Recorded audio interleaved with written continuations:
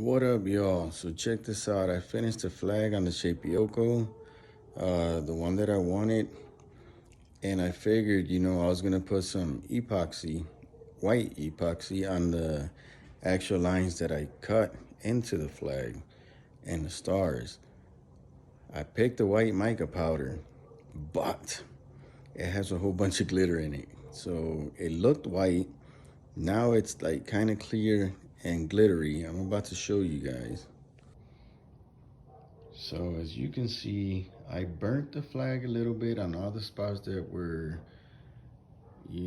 supposed to look like a little burnt. But the lines look white from here, but let me get you closer.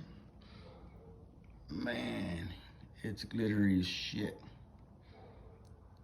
But it will have to work because I'm not gonna throw this piece away. I like the way it came out.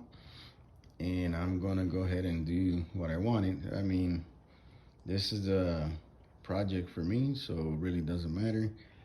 I don't like the glittery stuff, but we're gonna have to deal with it. There's a lot of money into this flag already, so I'm not just gonna throw it away. But that's what I have there, guys, and I'm gonna show you what I used.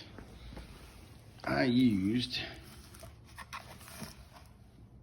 tabletop epoxy, which, I mean, it's pretty good. You can do the deep pour, but this wasn't so deep, maybe a little less than a 1/4 inch.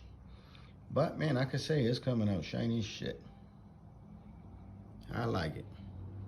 And there's the beast, the Shapeoko over there on that side. Looking nice.